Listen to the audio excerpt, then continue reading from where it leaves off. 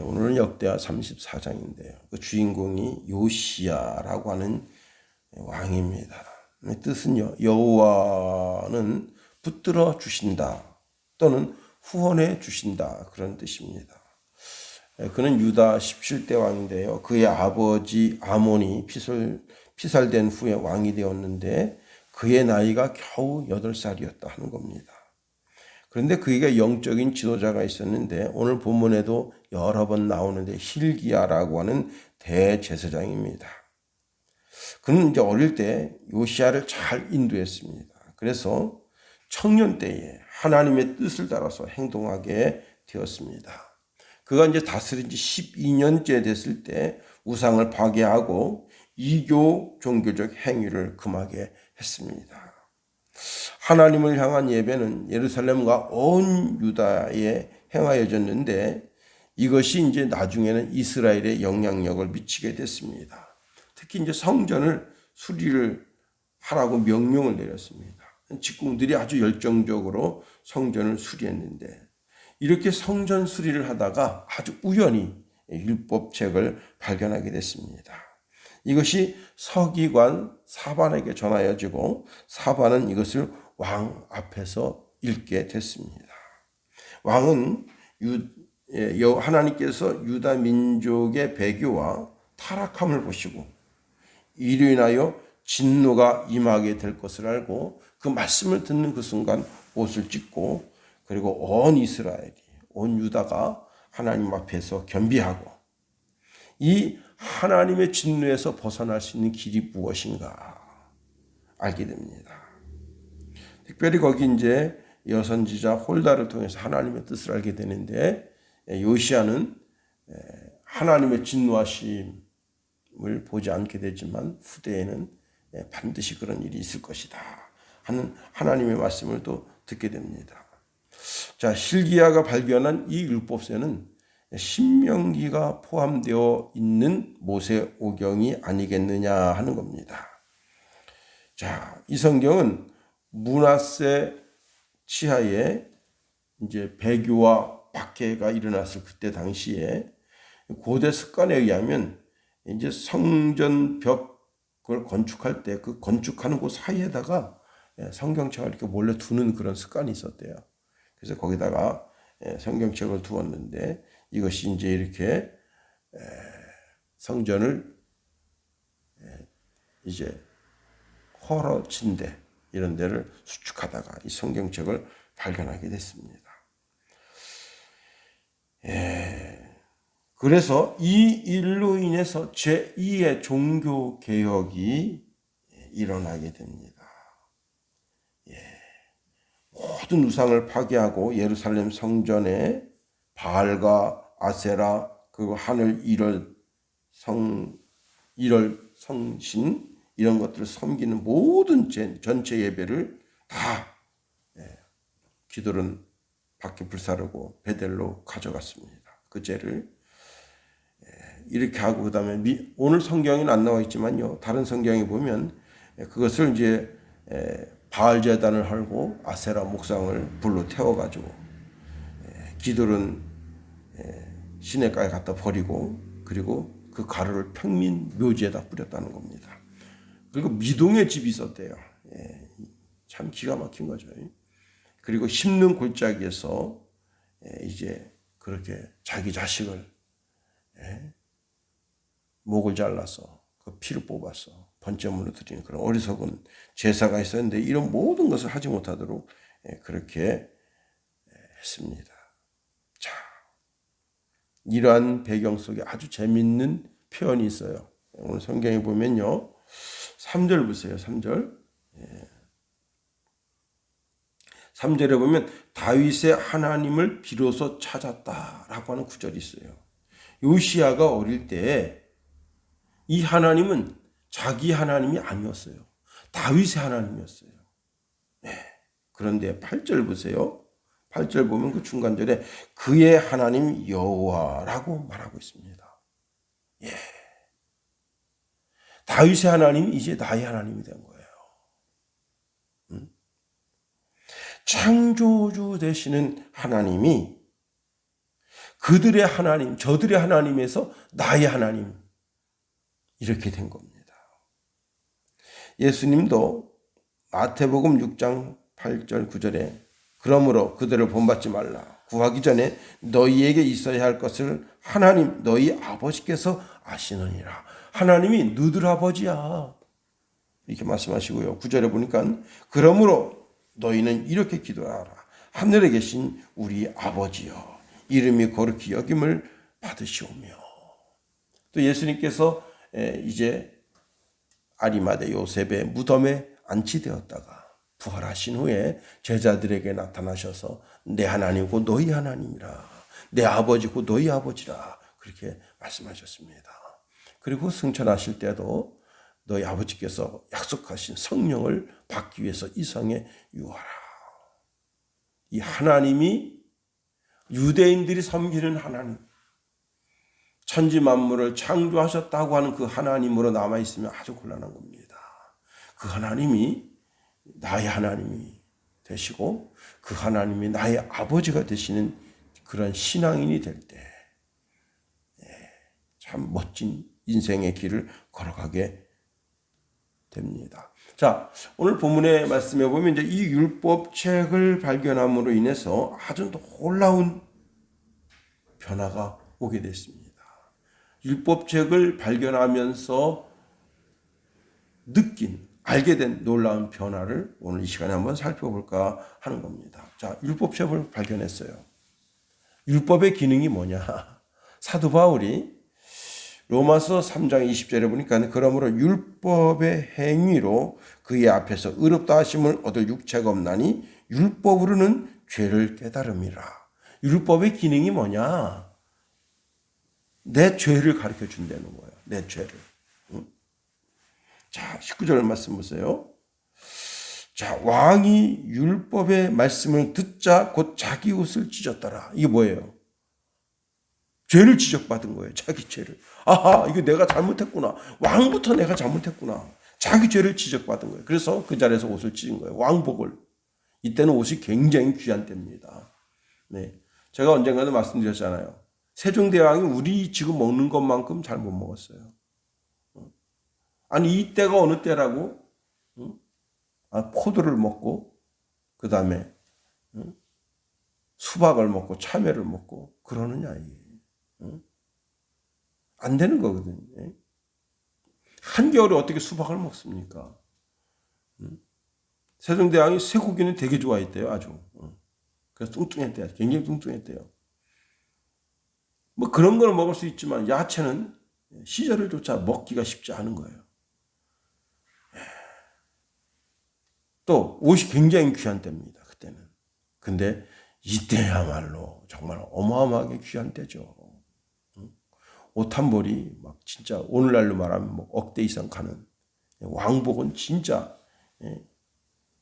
그 푸른 빛을 내게 하는 그런 기술이 발달되어 있지 않아서 옷 한 벌 만들려면요 진짜 그 어마어마한 그 색감 원료가 들어가게 됩니다. 근데 그 옷을 찢었어요. 왜? 자기 죄를 지적받았으니까. 자, 하나님의 말씀이 자기 심령에 비치니까 자기가 얼마나 하나님의 뜻 가운데서 벗어났는지를 알게 됐습니다. 그러니 하나님 앞에 회개하지 않을 수가 없는 상태가 된 거예요. 왕부터. 왕이 회개하니 그 방백들과 그 백성들이 어찌 회개하지 않겠어요? 다 회개하죠. 여러분, 법이 없다면요 세상 무법천지가 됩니다. 제가 이제 한문철 TV를 보는데 요때예요, 요때. 얼마 전 보통 사고가 한 일주일 전에 난 사고인데 요즘 이제 아침 새벽에 안개가 쫙 끼잖아요. 이분이 너무 과속을 해가지고 달리다가 보니까 어떻게 됐느냐. 안개가 껴서 안 보이는 거예요. 안개가 껴서 안 보이면 천천히 달려야죠. 거의 한 70, 80으로 달리다가 이 중앙에 뭐가 있냐면 넘어가지 말도록 그 중앙 유도봉이 있어요. 그걸 침범해서 반대편으로 가는데 그냥 차를 들이받았습니다. 문제는 이 사람이 차를 산 지 소렌토인데 한 달도 안 됐대요. 너무 화가 나는 거예요. 과속 좀 하지 말지. 차 산 지 한 달밖에 안 됐는데 수리비가 2천만 원 나왔답니다. 와, 문제는 뭐냐면 1년 안에 사고가 나면 그 감가상각비를 주게 돼 있대요. 근데 그걸 얼마 주냐? 400만 원 준대요. 근데 이게 자기 아내가 이제 좀 있으면 출산하는데 그때 이제 아기랑 같이 타고 다니려고 이 차를 새 차를 샀는데 산 지 한 달밖에 안 됐는데 이렇게 됐으니 너무 화가 난다고. 그래서 새 차 뽑아달라 그랬더니 거기서 안 된다 그랬다는 겁니다. 보세요.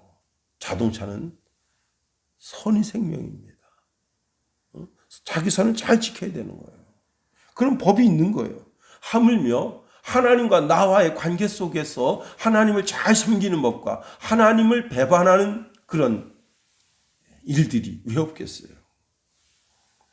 그래서 성경은 하나님을 잘 섬기도록 하는 법을 하나님께서 알려주십니다. 자, 요시야가 자기 죄를 깨닫고 하나님께 나아갑니다. 20절 보세요.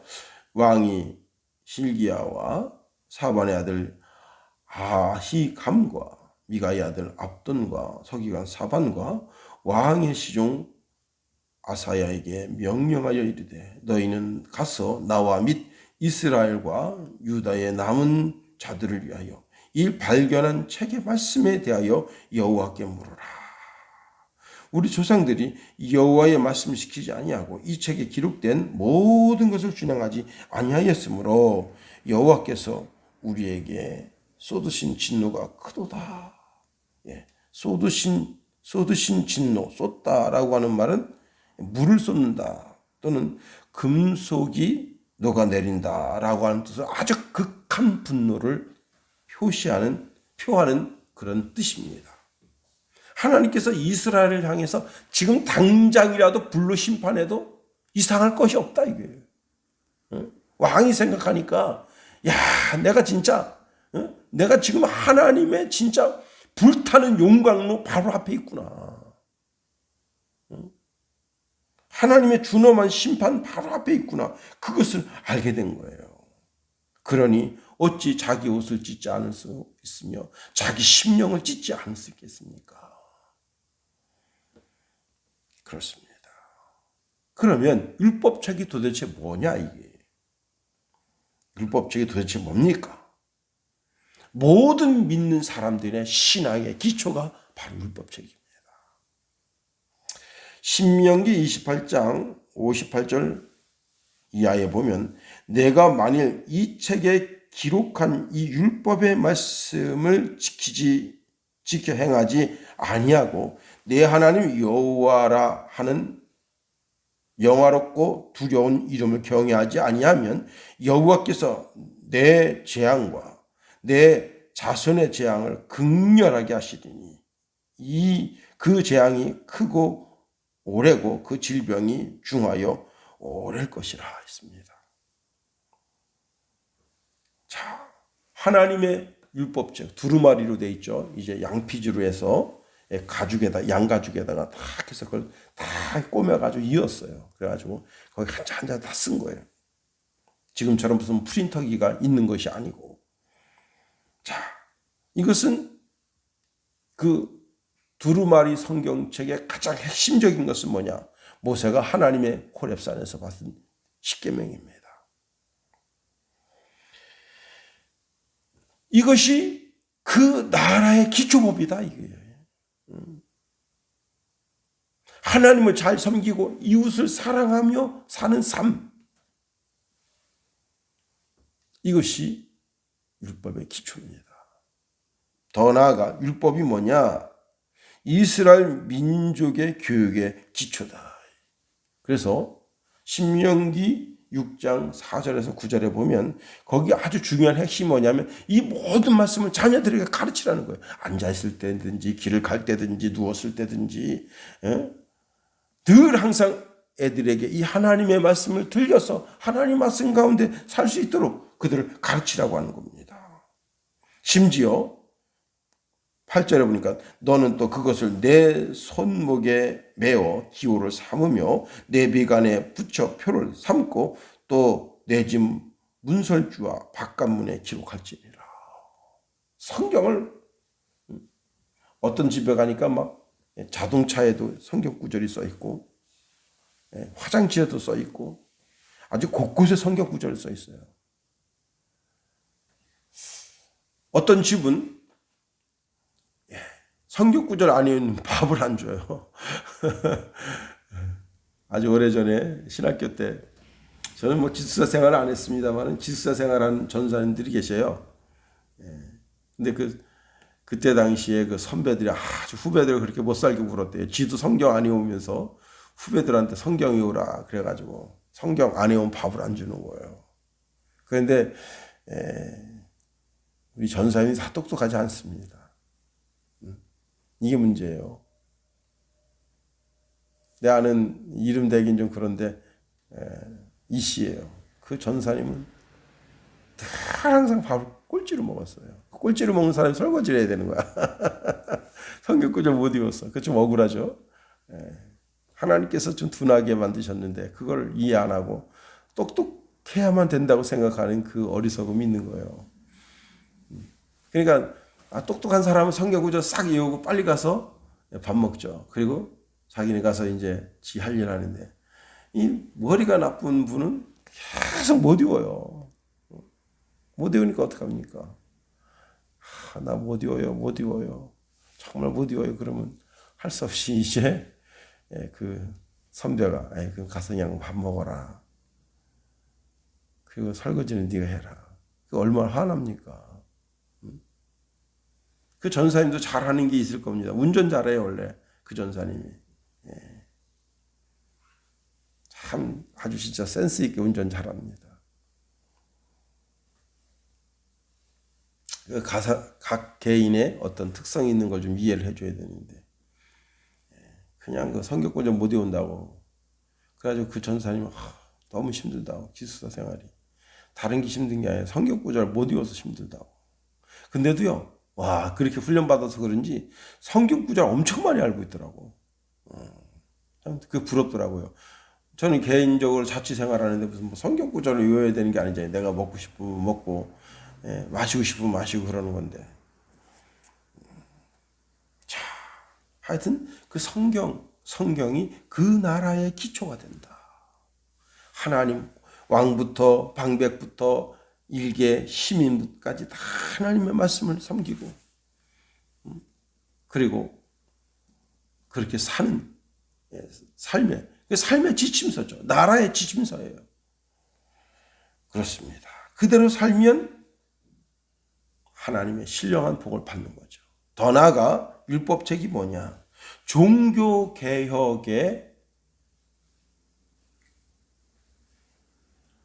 표가 된다. 자, 요시야 왕이 종교개혁에 박차를 가할 수 있었던 것은 하나님의 말씀을 알았기 때문입니다. 우상 섬기는 거 이거 하나님 진짜 싫어하는 거구나. 다시 말하면 성경은 늘 우리 자신을 개혁시킵니다. 우리는 개혁교회예요. 대한예수교 장로의 순양교회는 개혁교회입니다. 늘 언제나 성경으로 돌아가야 돼. 성경으로. 성경이 우리의 기준이에요.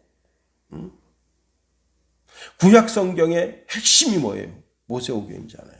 그 모세오경의 10가지 계명 그것이 핵심이잖아요.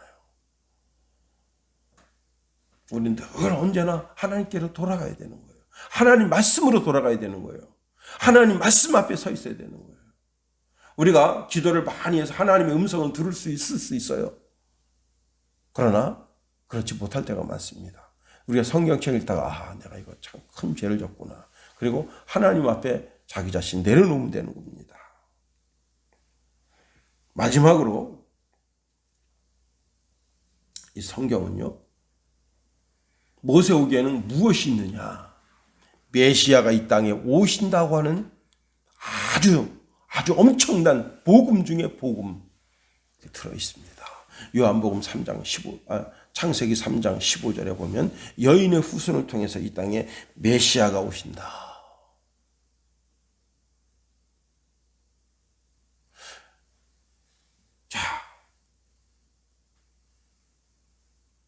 야곱의 12아들 가운데 유다라는 아들이 있습니다. 이 유다라는 아들이요, 자기 며느리하고 사랑을 해서 자식을 낳았어요. 이게 말이 되냐 말이에요. 어? 이게 말이 되냐고. 아니, 룻기 보세요. 룻기. 그 시어머니가 그 룻을 갖다가 보아스 침실에 보냅니다. 그게 말이 되냐고요. 이 무슨 쌍놈의 새끼들의 책이지 이게. 그렇지 않아요? 아니 어떻게 남의 외간 남자 침소에 들어가서 거기서 이불을 가만히 덮고 있어라. 말이 되냐고요 이게. 자, 다윗 보세요. 다윗이 어떻게 했습니까? 남의 장군 아내를 갖다 취해가지고 자식을 낳잖아요. 이런 쳐죽일 놈이 어디 있어요? 이게 여인의 후손이라고 하는 단어가 아니면 해석이 안 되는 거예요. 왜 그러면 성경은 그것을 허락하고 있는가를 알아야 됩니다. 여인의 후손을 통해서 이 땅에 메시아가 온다는 거예요. 그런데 자, 여기서 아주 중요한 것이 있습니다. 창세기 3장 15절에 보면 여인의 후손, 왜 여인의 후손이어야 하느냐? 여자가 죄를 촉발했기 때문에 여자가 그 문제를 해결해야 되는 거예요. 여자는 메시아를 자기 몸에 잉태함으로 말미암아 자기 속에 잉태한 죄를 씻는 그런 사명을 감당해야 되는 겁니다. 자, 그게 이사야 선지자 말씀을 통해서 보라, 처녀가 잉태하여 아들을 낳으리니 그 이름을 임마누엘이라 하리라. 미가서의 말씀에도 동일한 말씀을 주고 있고, 마태복음 1장 24절 3절인가요? 이제 드디어 마리아를 통해서 이 땅에 메시아가 오는 사건을 모세오경에 이야기하고 있습니다. 이게 복음의 핵심 중에 핵심이죠. 율법서 안에 숨겨져 있는 복음이에요. 율법서를 아무리 잘 알아도 복음을 모르면 끝입니다. 율법서 안에는 하나님의 복음이 흐르고 있어요. 이제 말씀을 마칩니다. 오늘 우리가 하루를 진행합니다. 그래도 성경은 우리의 삶의 지침서다. 하나님을 섬기는 것에 대해 말씀하고 있고 이웃을 어떻게 섬길 것인가에 대해서 말씀하고 있습니다. 그리고 이 땅에 오신 그 주님, 예수님, 그분을 통해서 우리가 마지막 시대 주님 이 땅에 다시 재림하시는 그때를 기다리며 오늘도 올곧은 신앙 가운데 거하게 되기를 예수님의 이름으로 축원해드립니다. 주기도문 하겠습니다. 하늘에 계신 우리 아버지, 아버지의 이름을 거룩하게 하시며 아버지의 나라가 오게 하시며 아버지의 뜻이 하늘에서와 같이 땅에서도 이루어지게 하소서. 오늘 우리에게 일용할 양식을 주시고 우리가 우리에게 잘못한 사람을 용서하여 준 것 같이 우리 죄를 용서하여 주시고 우리 시험에 빠지지 않게 하시고 악에서 구하소서. 나라와 권능과 영광이 영원히 아버지의 것입니다.